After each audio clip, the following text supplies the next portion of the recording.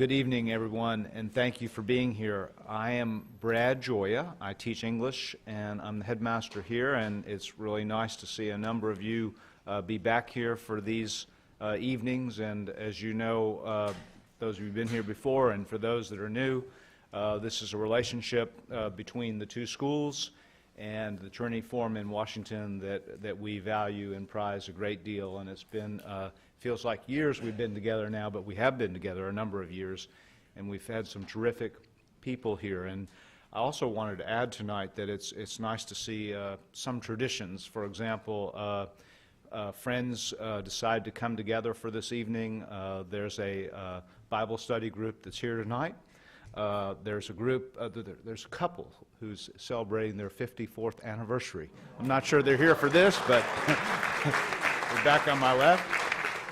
So it's fun just to celebrate all sorts of relationships, and both schools are really pleased to be part of this together. And so I'm going to turn it over to Cherie now, who's going to tell you a little bit about our speaker and the Trinity Forum. Please join me in welcoming Cherie Harder.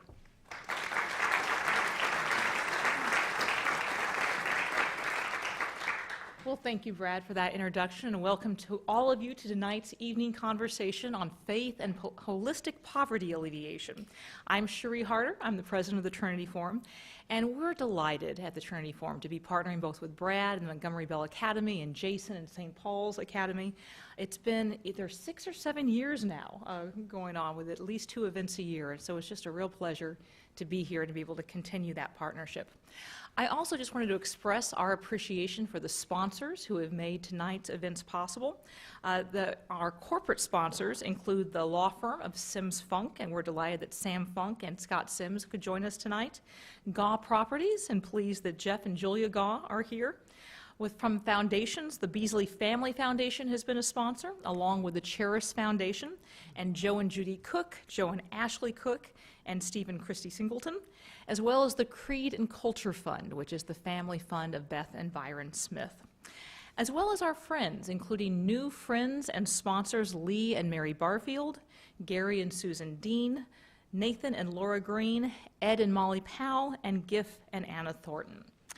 In addition, I'd like to recognize just a few special guests from public service who have joined us for this evening, including Congressman Jim Cooper and the Deputy Speaker of the Tennessee House of Representatives, Steve McDaniel. We're really pleased that you're here.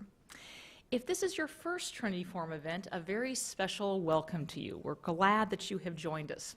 As Brad mentioned and alluded to, over the past 6 years, we have really tackled a wide variety of topics. We started our series several years ago with a look at Abraham Lincoln's second inaugural from Abraham Lincoln historian Ron White. We explored with Os Guinness the question about whether freedom could last. We heard from California's poet laureate Dana Gioia on why beauty matters, and Oxford University mathematician John Lennox about whether science and faith could mix. We took a tour of the life of Augustine with Princeton professor Eric Gregory, and looked with historian Joe LaConte at the role of friendship in shaping the imagination, even in the midst of wartime, using the examples of J.R.R. Tolkien and C.S. Lewis as an example. More recently, we heard from visual artist Mako Fujimura on caring for our culture, from legal scholar John Inazu on confident pluralism, and from Rod Dreyer on how Dante can save your life, as well as most recently David Brooks on character and commitment. So it has been a dizzying journey through some of the best of the humanities, and I think tonight we have a particular treat in store. We've anticipated a full house tonight, so one of the things that we have done, if you have friends who wanted to be here and cannot make it, we are live streaming tonight's event, which you can access or tell your friends to join you virtually by just logging on to the live streaming page from MBA. We'll also be posting video from tonight within a few days of this happening, which will be on the Trinity Forum's website at www.ttf.org. And of course, you are always welcome to add your comments either on Facebook or on Twitter. For those of you, and I've met several people for whom this qualifies, where this is your first evening conversation with the Trinity Forum, the MBA in St. Paul, part of what we do at the Forum is we try to provide a space and resources for the discussion of life's greatest questions in the context of faith. And to do that, we host programs such as the one tonight to connect leading thinkers with thinking leaders and engaging those big questions of life and ultimately coming to better know the author of the answers. Part of the way that we seek to engage these big questions necessarily involves grappling with the timeless wisdom of the humanities and different religious traditions and what it means to live well, do right, and order our lives and societies rightly, and how that applies to the challenges of our own time. 2,000 years ago, Jesus synthesized and summed up the entirety of Jewish religious law with the command to love the Lord your God with all your heart, your mind and strength, and to love your neighbor as yourself. So certainly, one of the great questions of life concerns what that means, not only theologically and spiritually, but also practically and even politically. Grappling with the implications of what it means to love one's neighbor involves a call not only to justice, but to grace. And wrestling with the question, who is my neighbor, will have challenging implications, and perhaps especially so at this time of rising tribalism and isolationism. So how do we understand the biblical injunction to love one's neighbor and care for the needy, even as resources seem limited and needs limitless? How do we weigh the urgent and pressing claims of emergency relief with a longer-term need for development and empowerment? And what forms of aid and care are most conducive to human flourishing? We don't anticipate any easy answers to those questions tonight, but I can say that few can wrestle with these questions with a vision, experience, insight, or enthusiastic eloquence as our speaker tonight. Peter Greer is the president and CEO of Hope International, a 20-year-old NGO that started by providing 12 microloans in the Ukraine and has since dramatically expanded its reach and serves more than 12 countries where it provides training, housing aid, and small loans to equip and empower its nearly 1 million clients to rise out of poverty. Peter previously worked as a microfinance advisor in Cambodia as well as Zimbabwe and served as the managing director of Urwego Bank in Rwanda. In addition to all this, he has written or co-written numerous books, including The Poor Will Be Glad, The Spiritual Danger of Doing Good, Mission Drift, which was selected as a 2015 Book Award winner from Christianity Today, Entrepreneurship for Human Flourishing, Watching Seeds Grow, The Giver and the Gift, Created to Flourish, and The Board and the CEO. He's a graduate of Messiah College and Harvard University's Kennedy School of Government and serves as an entrepreneur in residence, which sounds intriguing, at Messiah College, as well as a Praxis venture partner. Peter, welcome.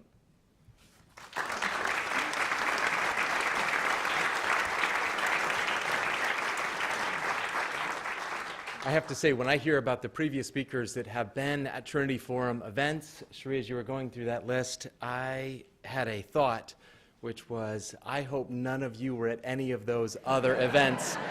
I love the gift of low expectations, and if you've been to those other events, you're not giving me that gift tonight. But I have known the Trinity Forum since I was just joined Hope International. I was age 29, and at that time there was a program called the Young Leaders, and I had the incredible privilege of getting to know the Trinity Forum, and I've been friends ever since, and so believe in the work. And I was told that I am no longer in the Young Leader group anymore. I've been kicked out after I turned 40, but I still have a great affection for the work of Trinity Forum, and so much appreciation for so many friends that are here. And I think friendship is one of the great gifts. And so I'm looking forward to getting to know you and establishing some new friendships as a result of tonight. And I really believe it's not just the conversation here that matters, but it's a conversation that happens throughout the event. It's the conversation that happens after. And in some case, it's the celebration of your anniversary that really matters tonight. So well done on that. 54, awesome. So today the conversation is to love our neighbor, faith and flourishing in a world of need. And today is a really significant day. Today is a day not just that we're gathered together, not just gathered together as friends, But it also is a day that we remember what happened 50 years ago. That 50 years ago, Martin Luther King Jr. Was assassinated. And of all the individuals that understand this idea of what does it look like to love our neighbor, I would say he got it. He got it. And in some small way, may we get it too, of what it looks like to really love our neighbor. Now, Dr. King was a Baptist minister, and he understood that our faith and our actions are inseparable. And he understood that when he reads the Bible, it is not a history lesson exclusively. It's a lesson to allow us to live. And one of the stories that he focused on a lot was the story that tonight is based around, this idea of to love our neighbor. And at that time, as in our time, that story takes on extra significance when we understand the context with which the story was originally told to Jesus by the original hearers, because it was told in a time of incredible division. And even the title of a Good Samaritan, would have made no sense to the original hearers, because there was animosity to an extreme level between Jews, who was the hearers of the story, and the Samaritans. And this was animosity on a really significant level. There actually were laws that were passed that if a Samaritan was in need, you were under no obligation, if you were a Jew, to respond to that person if they were in need. You were given a free pass. At that time, there was incredible animosity.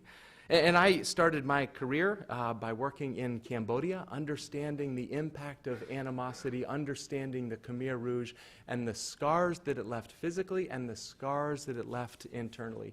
I went from there and went to Rwanda, a place that was only 5 years before we moved there. It was a place that was torn apart by the 1994 genocide, and I had my eyes open to the impact of animosity and the impact of division and the impact of hatred. My family is a transracial family, and over the last few years, I have had my heart broken again by the impact of racial discrimination in our own country. I have had my heart broken by animosity and by division and by hatred, and maybe it's because that is a backdrop that I also resonate with this story and this context that Jesus tells the story. It's a time of division. It's a time of hatred. Both Jewish and Samaritan religious leaders, they were preaching against each other. And so it's into the setting that Jesus tells an incredible story. And the background is this. It says this in Luke chapter 10, verse 25. It says, on one occasion, an expert in the law stood up to test Jesus. Teacher, he asked, what must I do to inherit eternal life?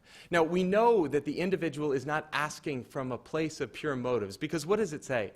It says the individual is asking to test Jesus. But I love how Jesus is the master teacher. I love how Jesus never fell into the traps that were so cleverly dug by other people, and he never responds to the questions, but he turns it on its head and asks a question in response. And he says this, what is written in the law? He replied, how do you read it? And then he asks, what is the summary? All the law, all the prophets, all that is there, all the 613 different laws, what's the most important one? And the expert in the law gets the question right. He responds, love the Lord your God with all your heart, and with all your soul, and with all your strength, and with all your mind, and love your neighbor as yourself. The expert of the law responds correctly. It's simple. It's love. It's love of God, and you can't have a love of God that's disconnected from your love of neighbor. Love God and love your neighbor. And then Jesus responds, you've answered correctly. Do this and you will live. But the expert in the law asks one more question. He wants to justify himself. So he says, and who is my neighbor? Now this is a fascinating question, because the question that he is asking is not a true or honest or sincere question. When he's asking the question, who is my neighbor, he's asking a deceitful question. He's saying, who are the people that I have to love? Who is in my circle? And who is outside of my circle? Who are the people that I have to love? Who are the people that I have to respond to when I see need? Because there must be parameters of love. It's not possible you could mean everyone. Who's in the circle and who's out? And I believe that that is a question that we ask today. Maybe we don't ask it quite so clearly, but I believe it's a question that we ask today. And when I go around our country right now at this moment in time and I tell the story of Hope International and the work that is happening around the world, you know what I am almost always guaranteed to be one of the first questions. But why care about them when there are so many needs in our own country? That's the primary question that I am asked, and I believe it's tied to this. It's saying, who are the people that we're to love? Is it because we're to love people in close physical proximity or far away? Is it people of the same race? Or are we supposed to love people of other races? Is it supposed to be people that are going to come and agree with us? Or are we supposed to love others? And the fascinating thing in the response of Jesus is the story that he tells of the parable of the Good Samaritan. The only thing that we know about the person that is in need is that they are naked and in need. Now, why is that detail so important? There's no clothes to distinguish. Is this person who I'm supposed to help or not? Is this person deserving of our love and response? And Jesus responds in a way that says, there is only one circle, and every single human being that is created in the image of God is in it. There is no us, there is no them. There is no here, there is no there. There is the invitation to love our neighbor as ourselves, imagining that you are the one on the side of the road. Dr. Martin Luther King summarizes this beautifully when he was preaching on this same section. He says this, he says, the true neighbor will risk his position, his prestige, and even his life for the welfare of others. In dangerous valleys and hazardous pathways, he will lift some bruised and beaten brother to a higher and more noble life. Dr. King got it. He got the teachings of Jesus. It involves risk. It is not easy. It will be costly. It will be painful. And it is the only way to live. In my professional life, I can tell you that I have had my heart broken by the needs of our world. I have been in communities in Haiti where I have watched moms take dirt, put a little bit of flour in it, bake it on the sun so at least they'd have something to feed their kids before they went to bed. I said, that's not right. I have been in communities where I have seen the physical scars of individuals of what inhumanity there can be within humanity, and I have said that is not right. And when you step into loving others, it is going to be costly, it is going to be difficult, and it is the right way to live. My wife and I have gotten involved in foster care recently and the story of adoption, and I have had my heart again opened to the needs that are all around us. There are incredible needs, and I see this not as something to shirk away from, but I see this as our engraved invitation from Jesus himself to show up and let's love people. I see this as the invitation that I want to spend my life, and I want all of us to spend our lives in the dangerous and beautiful work of loving God and loving our neighbor as ourself.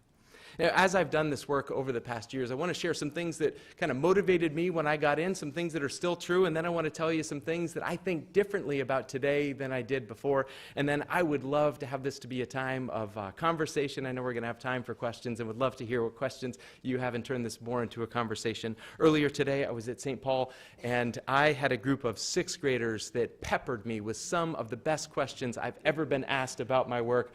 So the sixth graders have set the bar, and I don't know if we're going to go above it today, but it was an incredible time of questions here at MBA as well. So I hope that it can be more of a conversation. But some of the things that motivated me when I got involved in this work, the dangerous work of loving others, and then three things that have changed. So what is the same? What has not changed in the way? I think the first thing that has not changed is I believe that we are to serve out of love and devotion and not duty. Anytime we serve out of a way of begrudging, it undermines the credibility of love. We see people as projects, not as individuals to love. And early on, I believe that our motivation should be as people who receive love, how can we not give love? And that has not changed as all, that we are compelled by people who have been loved much to go and love others. Second thing is that I believe that we are called to serve with excellence. That this work that we're doing, even though it's far away, even though it might be in places of great poverty, even though we might work within a nonprofit setting, that is no reason to settle for inferior quality work. We are to love our neighbors as ourselves, which says, imagine you're in that situation. Imagine you're the one on the road. Imagine you're the one receiving the goods, products, and services. And sometimes within the nonprofit realm, it's easier to just care about the story that we tell to donors as opposed to an ethic of love that is rooted in the individual that is right in front of us. And I believed when I joined, and I believe today, that nonprofits should be held to the very same standard of excellence as any for-profit corporation that has ever existed. Our work is so important that a tax status should not affect the quality of work that we do. We should be known for our excellence. So we're to serve out of love and devotion. We're to serve with excellence. And then the third that I continue to believe is we are to actively run towards the most vulnerable and the most hurting. Over 400 times in the Bible, God references what historians call the quartet of the vulnerable, people living in poverty, widows, orphans, and strangers. Over 200 times in the Old Testament alone, we see some variation of the Hebrew word for justice. Not just that, in the New Testament, we see case on the life of Jesus and how he lived and how he taught. There is preferential treatment for the people that are in most need. And are our churches, are those of us that follow Jesus known for continuing to show up in places of great need? I believe that we have more credibility. We are more truly fulfilling the mission that we've given when we find ourselves loving those who cannot possibly repay anything in return. Suffering is an invitation for us to show up. It's our moment to show up regardless of where it's found. So that I believe. We're to serve out of love and devotion. We're to serve with excellence, and we're to continue to find the most vulnerable people that we can and run towards them with the love of Jesus. So if that's true, if that is the things that motivated me when I got involved in this sector, those are things that I still hold true today. What are some things that have changed? And three things that have changed in this work that I do, and I'd love to just share these briefly and then open it up to see if we can turn this into more of a conversation. But three things that I have changed in my belief. The first is that I don't want to do projects anymore. I want to love people.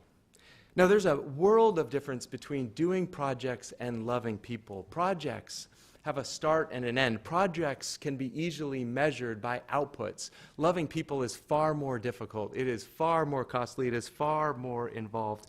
But I believe that in the work that we do, it is critical. And just one little thing. If you're supporting an organization, I would love for you to ask a question. When you see the materials that come out or when you hear a presentation, I would love for you, when you see the images that they're showing behind them, I would love for you to ask a question. What's that person's name?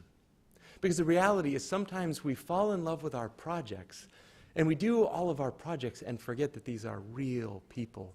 I believe one of the most beautiful things that we can do is to call someone their name, to acknowledge the humanity. The World Bank did a study of 60,000 individuals around the world, and they asked individuals in well-resourced countries to define poverty.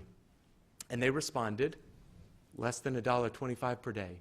Not enough money, not enough food. They defined poverty in material terms. Do you know what they found? When they asked that same question, what is poverty, to people living in material poverty?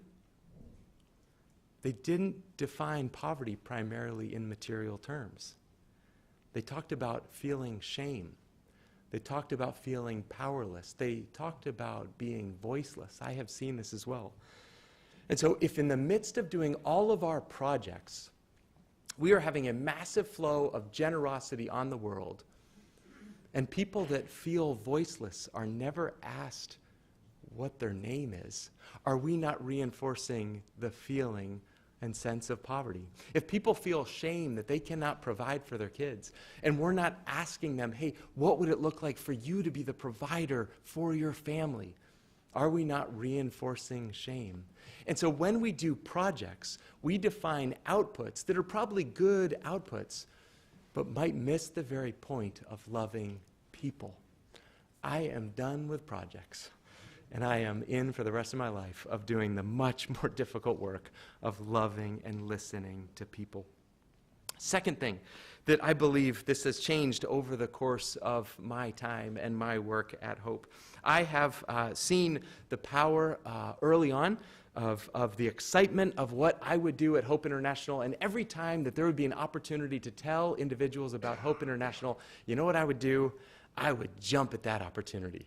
I would seek every opportunity to tell you about what I still believe is great global work. But you know what I did? I missed the opportunity to see and celebrate what God was also doing in you. I missed the opportunity to realize that this work that we are trying to do, this work of justice, this work of poverty alleviation, this work of bringing good news to the poor, it is far bigger and far more complex for any one organization to ever naively think that it could do on its own. And so originally, my posture when I would meet other individuals was to try to assess what's our comparative advantage, to assess how is our angle different, to assess how can I tell about our mission that's different from your mission. And today, I believe that that is off course, that literally causes us to minimize impact. It literally causes us to think about how do we just focus on one area of human trafficking to stop one brothel, instead of the conversation we should have, which is how do we put human trafficking, make that a thing of history. Instead of thinking about how do we make an impact of one community of poverty alleviation, to say how within our lifetime do we see poverty eliminated within our lifetime.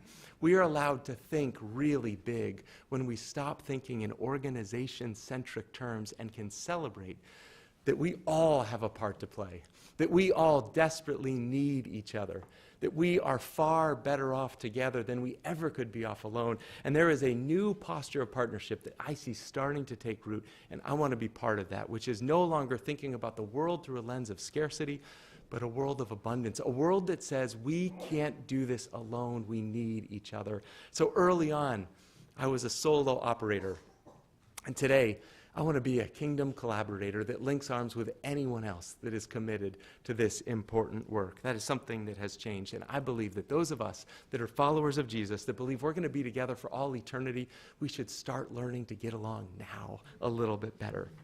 Third thing that I believe passionately today as well is in my excitement for the work that I was doing, I was working with an organization that was a Christian organization. And this relates to the theme tonight about what is the role of faith in international development. And early on, I would say that faith was my motivator, that I looked to the teachings of Jesus, I looked to Scripture, and I said, I want to show up in the world vulnerable places. But today, I want to go beyond just that as my motivation. I want it to be the very center of who I am and what we do.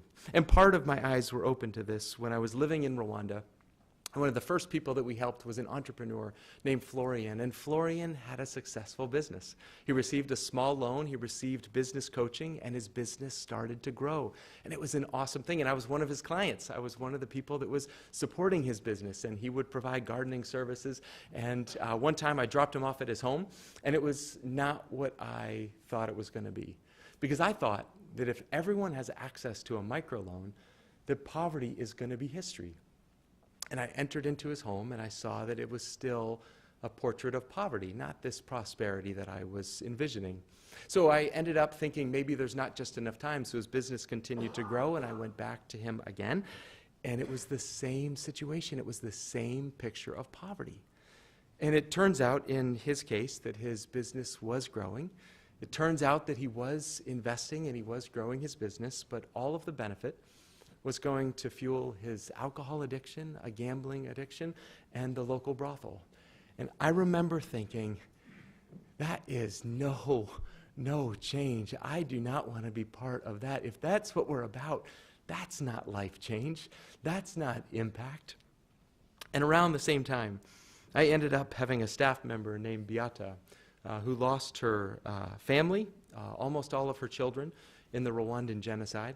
She was an employee, and she was going out into the community, helping entrepreneurs start small businesses. And as she would go out, her faith was on display. It was beautiful and it was vibrant, but at no point was it on more full display than when the wife of the person who killed her family came to her and said, "Would you help me start a business to provide for my family?" Now, I remember having the conversation with Beata and feeling completely inadequate. Any response to say, yes, you should love that person, it would have fallen, so I had no response. Over time, I watched her come to a place where there was a work of God in her heart that allowed a healing that didn't just allow her to welcome this other woman into her group, but allowed her to get to know their children, allowed her to help the woman start a business to provide for her family, even though her husband had taken everything away. My last trip to Rwanda, I called Beata again to remind her of the impact of her story, because that doesn't make sense to me. That level of love and forgiveness and service, that level of love your neighbor in a world of division, it simply doesn't make sense to me, apart from the fact that Jesus actually is real, that forgiveness is actually possible. And there is a whole lot of good news that is happening around the world. And so I am not just committed to poverty alleviation, but I love that at the very core, I want people to see and experience the power of Jesus in the midst of this incredible work that we get to be a part of. And so my hope is that for those of us that are working with organizations that do believe that there's more to offer than just a loaf of bread, but the bread of life, or more to offer than just water, but living water, my hope is that we would not forgive that our faith matters in this work that we do. Our faith matters in unleashing hope in broken places. Yes, our faith is our motivation, but I believe it is a wonderful opportunity to continue to show up. I wrote a book with a friend that was referenced called Mission Drift, and in it we categorize how commonplace it is for organizations to forget that their faith matters, to forget their purpose, to forget their identity. And increasingly, I just believe that what we are doing, it matters deeply right now at a time of division, and that we have an opportunity to run towards the hurting, to remember our passions, to remember our calling, and to do so in a way that really is going to make a difference. I want to continue to be part of a church, continue to be part of a group that sees the needs around the world as an invitation to show up and to love with a love that simply doesn't make sense. May God help all of us to continue to love God and love our neighbor with everything that we have. Thanks.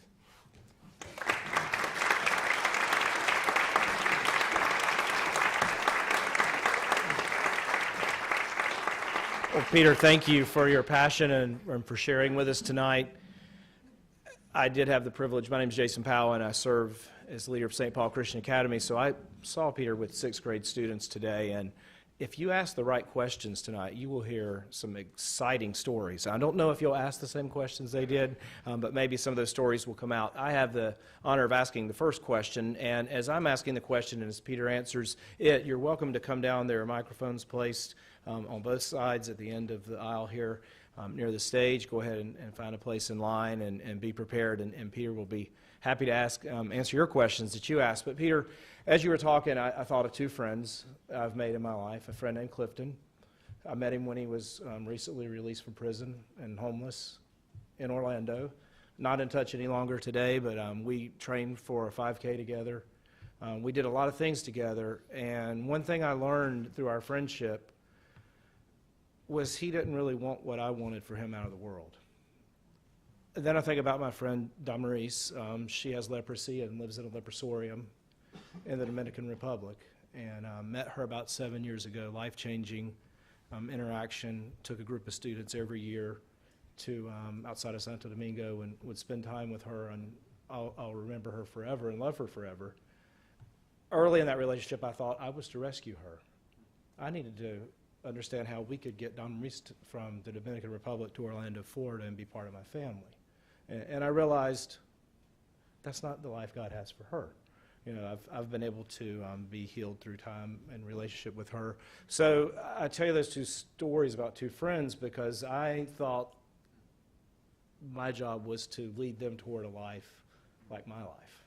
So how do you, leading Hope International, different context around the world, how do you all have a penetration into a community and understand the context where you are and the flourishing and what flourishing means there as maybe contrasted to what it would mean here in Middle Tennessee. Thanks for that question, and I love that you began with Clifton and Dummeries. You said their name, and that matters. That matters a lot. And I think that oftentimes we, especially in our context, and especially when most of our experience around the world is confined to a one-week period, we want to go in and we want to help. And I believe this is awesome. This is from a heart of service, a genuine heart which says we want to show up and we want to love people, and we've got a week to do it.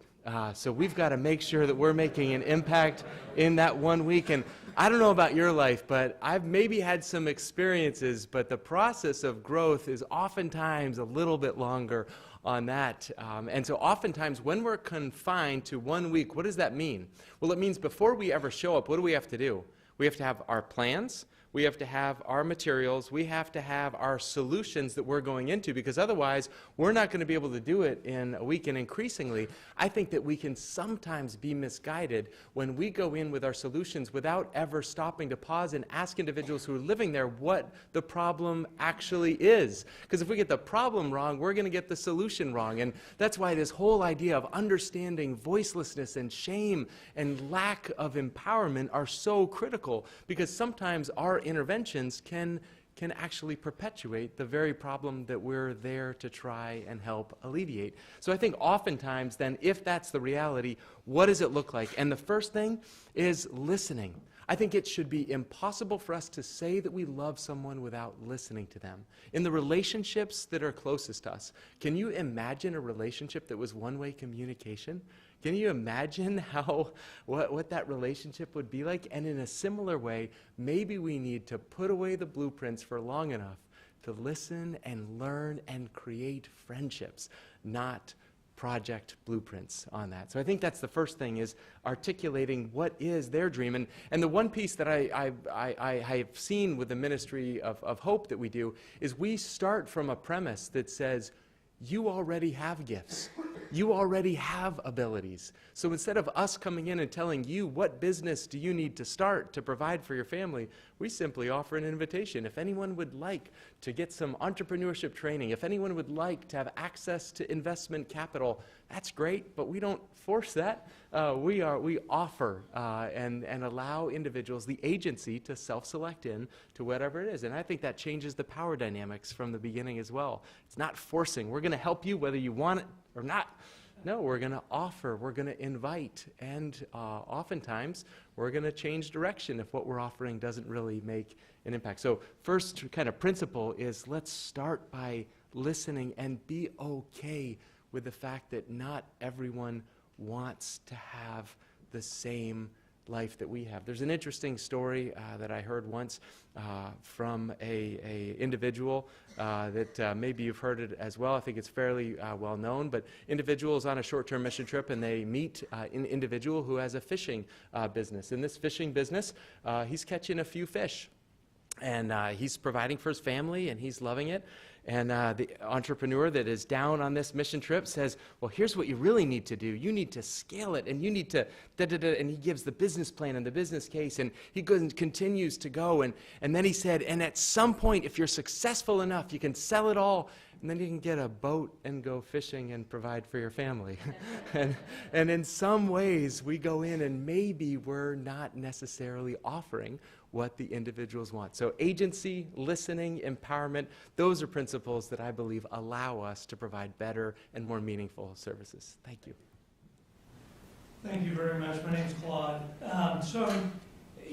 Historically, as you look at this type of ministry and meeting the needs of individuals, it seems to me that at the beginning it was very, very personal. And the role of the church was very personal, and it was about each other. Then it seemed to get too big, so people started donating to the church so that certain people could do the work. Then it got too big for the church, and then the government got involved in meeting those needs. So one, I think there probably is, I'd like you to address the appropriate role of systems, but then please answer the question, how do we get it back to the personal?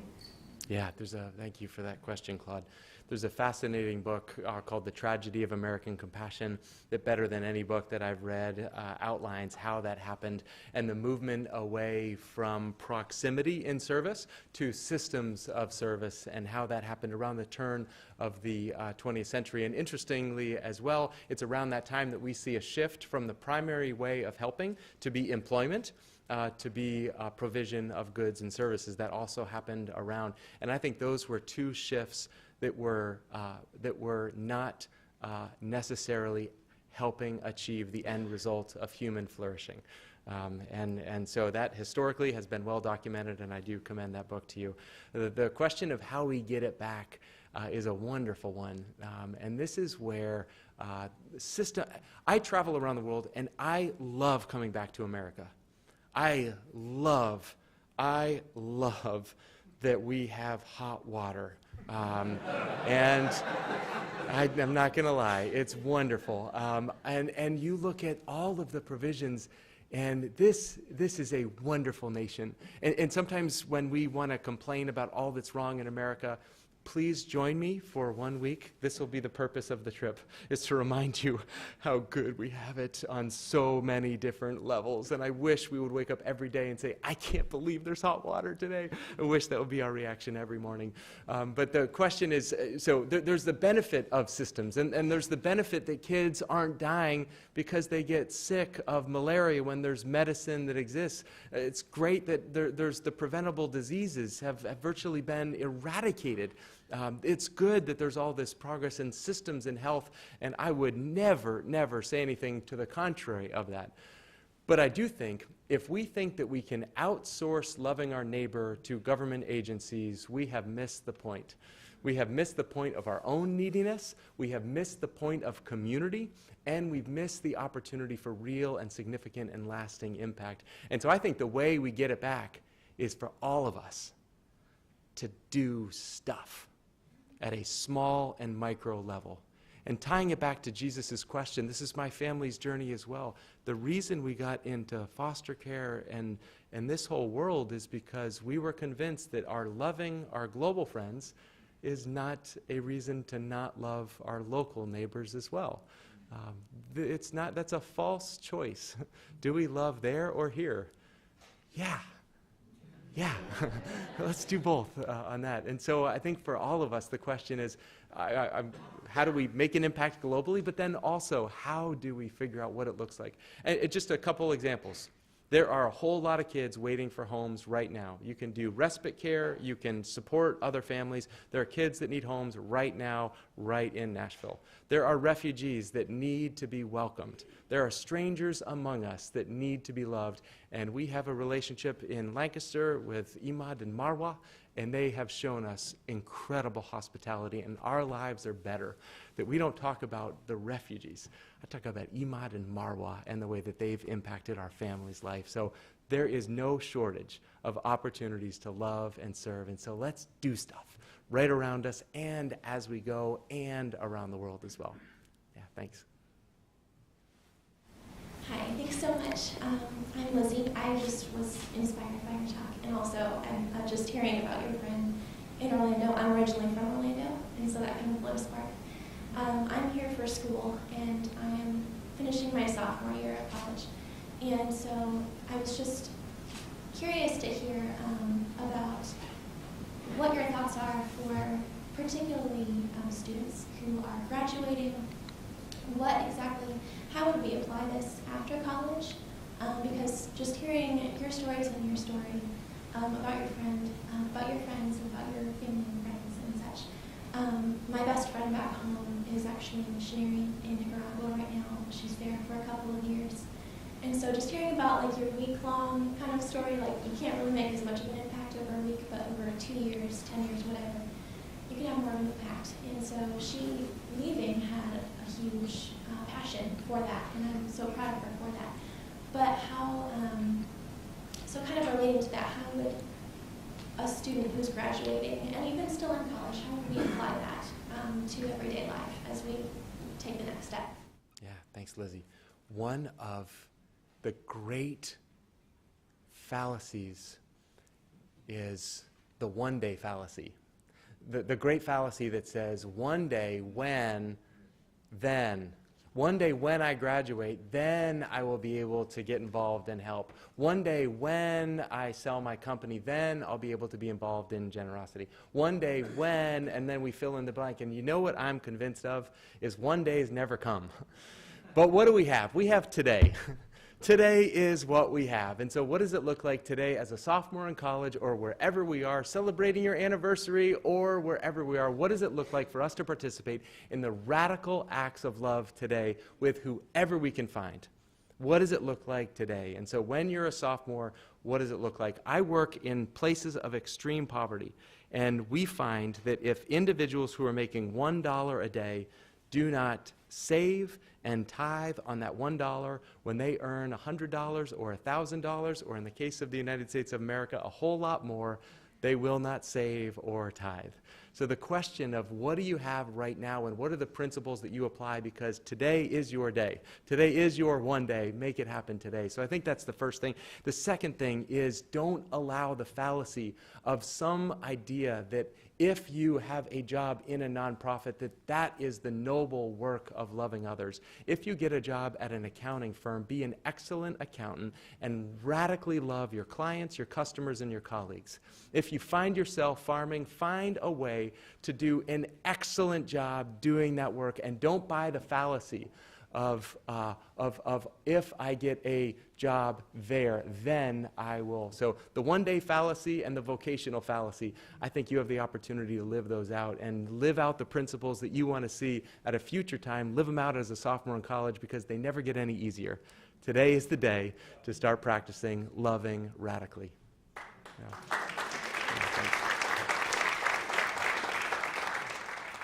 Peter, thank you for your talk. My name is Parker. I work at a school just south here in Franklin called New Hope.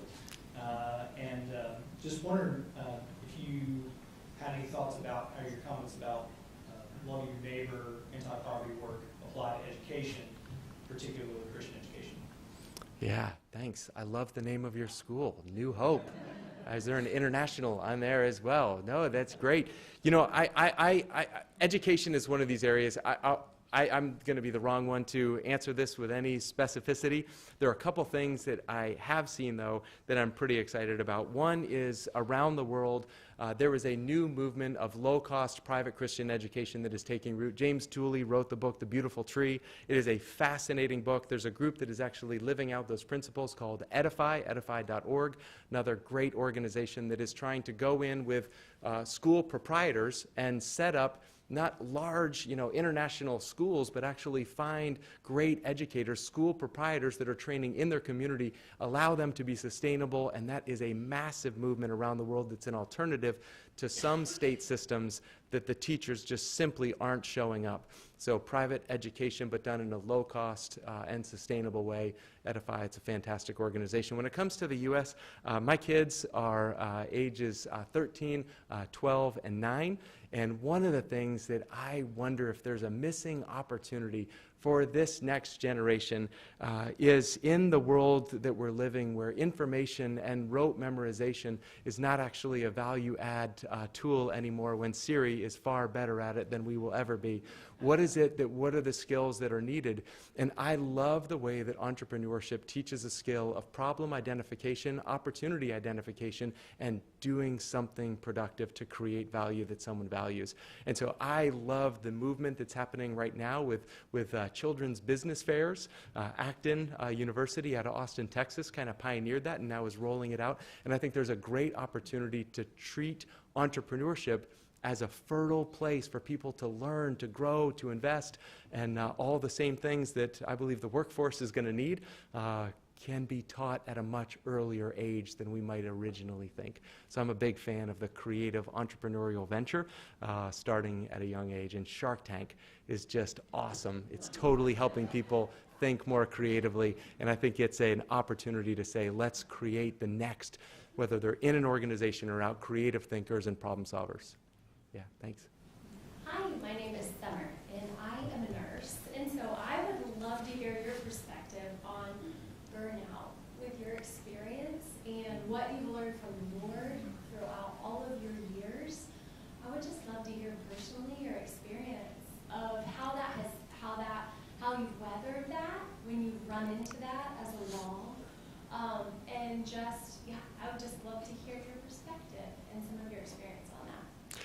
I like the sixth grader questions better this morning and that one. No, that's like we just go there, all the way there. No, it's really interesting because the field that I'm in, international relief and development, it is known for passionate people going and changing the world and having their personal lives fall apart. And if you look at the founders of most of the international agencies, their lives and their families paid a toll that I wonder if it's actually the right cost that they should have paid. I had a moment where my wife sat me down after the kids were in bed. It was a time that the world felt like it was falling apart. We were having crises around the world. And she said, "Peter, I love you." She said, "Peter, I'm dedicated to you," which is great. That's a wonderful start to a conversation. And then she said, "But Peter, I feel nothing for you anymore." And this is a woman, like our first date was rafting down the Nile River.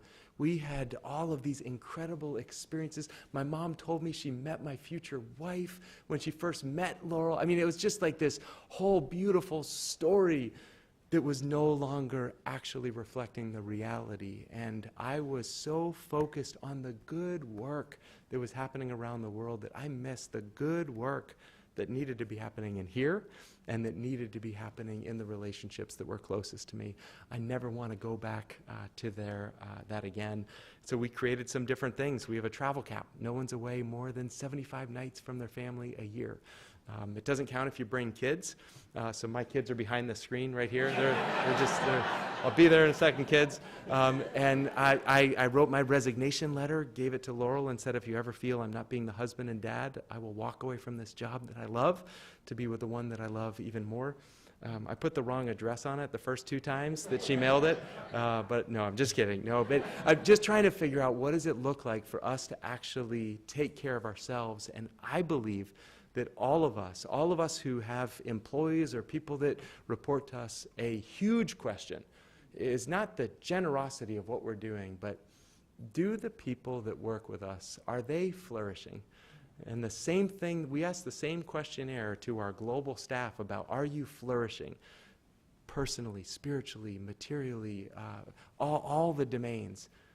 We ask the same questions to our staff, and I believe that is my most important performance appraisal, is what is the health of the team, the global team that is privileged to work together on this mission. So I think a lot about that. If you're interested, I'm happy to, Laurel calls it my confessional, but The Spiritual Danger of Doing Good is a book that's largely about that as a topic. Yeah, thanks. Hi. Very inspiring talk tonight. Thank you very much. And as I've been listening to you, I've been struck by your dedication to the solution to these problems in Rwanda and Cambodia and Egypt and all over the world. And I just wonder, do you have a perspective on the cause of these problems? What's the unifying cause of this? Is this greed? Is it anger? Is it, poverty doesn't just come out of, resources. I mean, we have abilities to move vast quantities of resources quickly. So what is the cause, like the root cause? And have you sat there in your bed late at night and wondered that and think, am I powerless to change that ultimately? And so, big question, not an easy answer, but I wonder if you've thought about that. Yeah. Yeah, the 6th graders wanted to know about my being attacked by a gorilla, and you want to know about causes of global poverty. One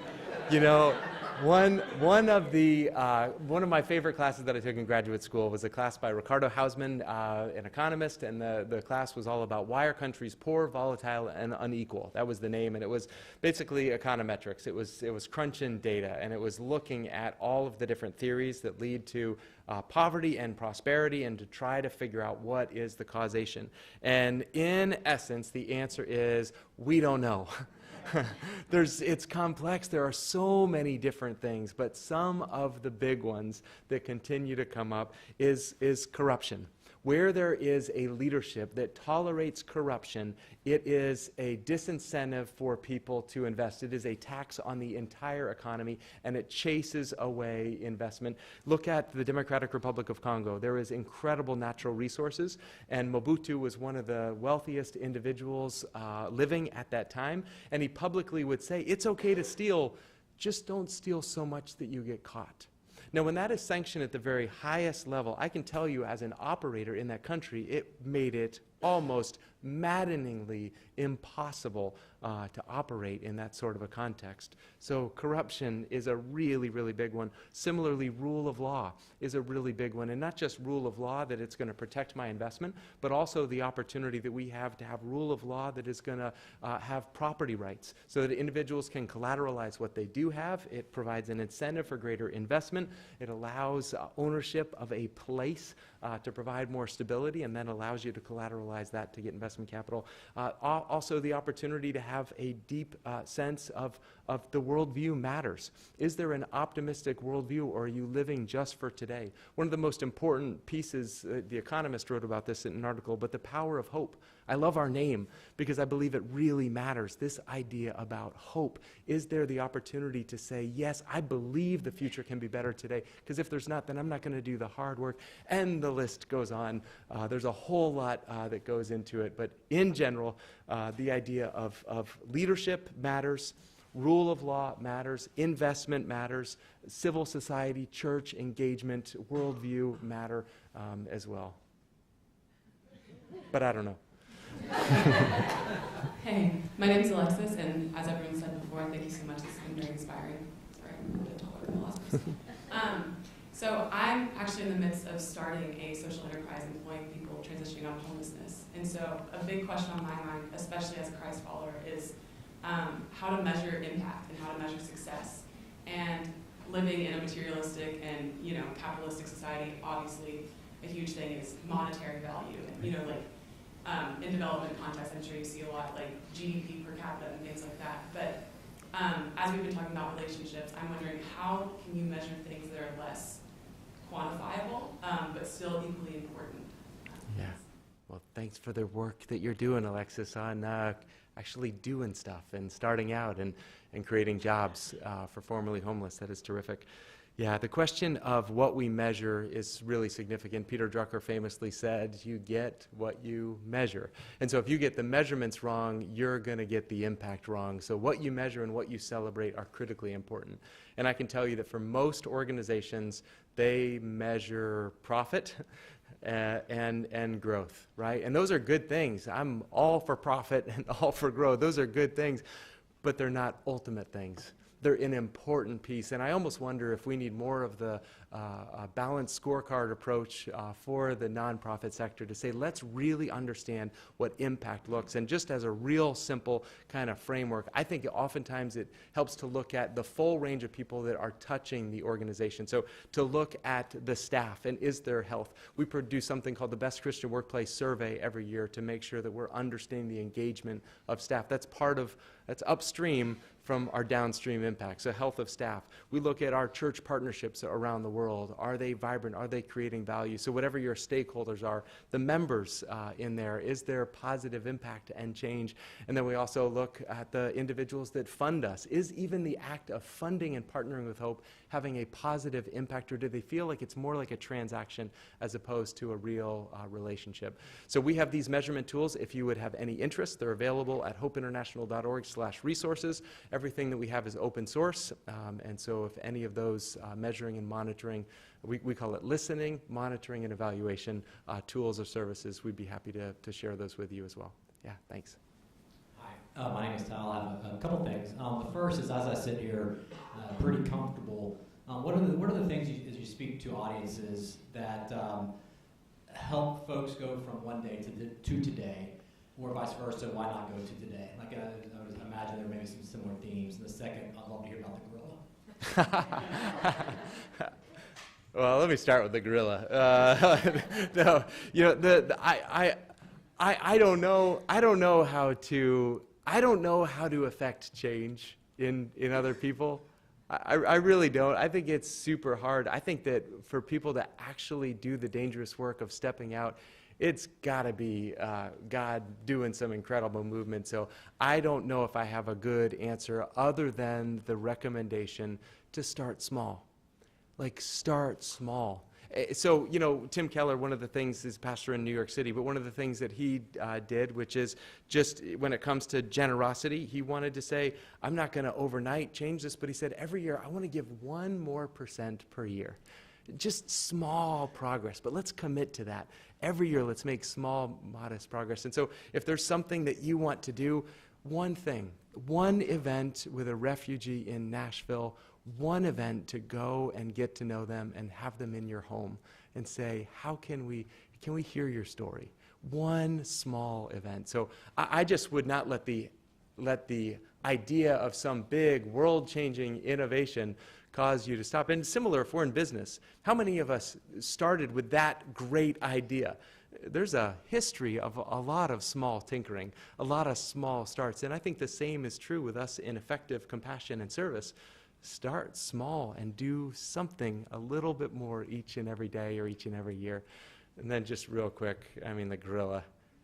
I was told it didn't happen to too many people, but I've actually met a few other people that it happened to. So if anyone wants to go on a hope trip to Rwanda, I can introduce you to the gorillas.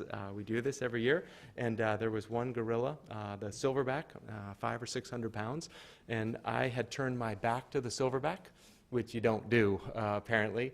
And there was a nursing mom, and I was taking pictures, which you also don't do in any culture, I guess, apparently. And the gorilla charged over at me and grabbed me and started running away. And Laurel screamed, "Peter, no!" Started running after me, and her friend held her. I still imagine what would have happened if Laurel had caught the gorilla. You know? Anyway, he eventually let me go, and he stood up over me and beat his chest, and he said, "I am the king of the jungle." And I needed new pants, and I said, "Yes, you are," as a matter of fact, on that. And he let me go, and then he kept charging. He wanted another rematch, apparently. So that is the story of the gorilla. It was all caught on film by a French photographer that did not come to my aid, took the pictures, sold it to Perry Match magazine, made a lot of money, and called me a stupid American tourist in the article as well. So that's my gorilla story. Last question. Hi, I'm David. Is that video on YouTube? Could you talk a little bit about Hope's screening process and criteria for funding micro enterprises? Yeah, thanks, David. One of the things that I love about our model and mission is it is a truly empowering model and mission for the local communities where we serve. Kind of feel weird to go talking about gorilla to now. Let's talk about the nuts and bolts of how we operate. But here we go. So the way that this is not something that we created, but this is what Muhammad Yunus created with the Grameen Bank that he won the Nobel Peace Prize for this idea of collateralizing what communities do have, which is their relationships. So they don't have a car or deed to a house or land title, but what they do have is their relationship. And so when groups of people come together, they have to self-form. And when they come together, they have to each present their business idea. And it's the group's ability to say yes or no to your business idea.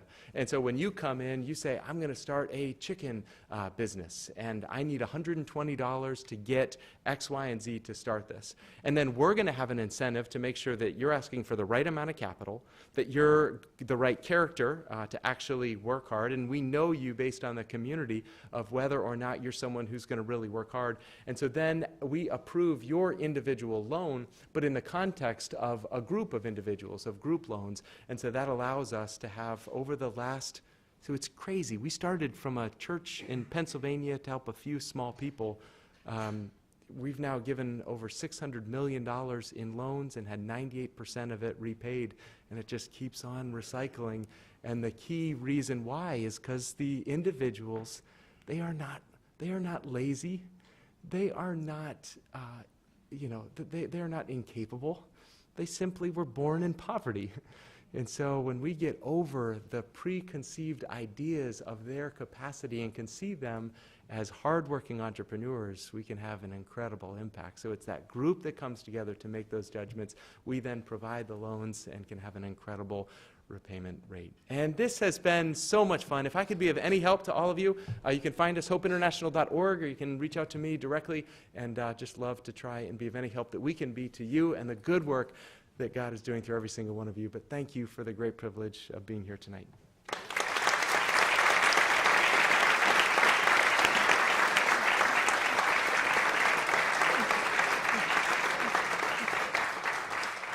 Thank you for that, Peter, and we'll leave you with two recommendations. First, two of Peter's books, Mission Drift and Created to Flourish, are available for sale just outside, $15 each. You can probably be prevailed upon to sign some of those as well, so we highly commend those to you. And secondly, we highly commend the invitation to join the Trinity Forum Society. That invitation should be available on each person's seat tonight, and we encourage you to take advantage of that. Part of our hope in sponsoring and working with partners such as MBA and St. Paul to host programs such as the one tonight is in a warm, hospitable way to offer a cultural alternative in a society that is increasingly characterized by trivialization, distraction, deep loneliness, polarization, division, and incivility. We try to offer a space where leaders can talk about what matters most in a way that is both intellectually rigorous and warmly hospitable, drawing upon the great truths of our spiritual tradition. So in a hospitable way to offer a very potent alternative, and we hope that you will join us in that. There are other benefits of joining the Trinity Forum Society as well. Those of you who are members know that 4 times a year you receive our Trinity Forum readings, where we take a classic piece of literature and letters with an introduction explaining context, discussion questions in the back, so it's essentially a book club in a bag, as well as invitations to programs like this, our monthly podcast series, and our daily list of what we're reading, reading recommendations. And as a special benefit for tonight, if you join this evening, you will get a free copy of both of Peter's books, a $30 value, so join now. For more information, feel free to talk with me or either of my Cracker Jack colleagues, Colleen O'Malley, maybe you could stand up and just wave your hand, and Alyssa Abraham, who is right over here. They'd be happy to help you with that. And if you'd like to share this event with others, feel free to share either on our website, our Facebook page, or on Twitter, so that they will have access to this material as well. We'll be hosting other evening conversations in partnership with MBA and St. Paul's. Stay tuned for more information on our upcoming fall event that we'll get out to you shortly. And as we close, it is always appropriate to end with thanks, and there are many people to thank who made tonight possible. Thank you again to our sponsors. I won't read through the entire list of names again, but we so appreciate all that you've done to make this night possible.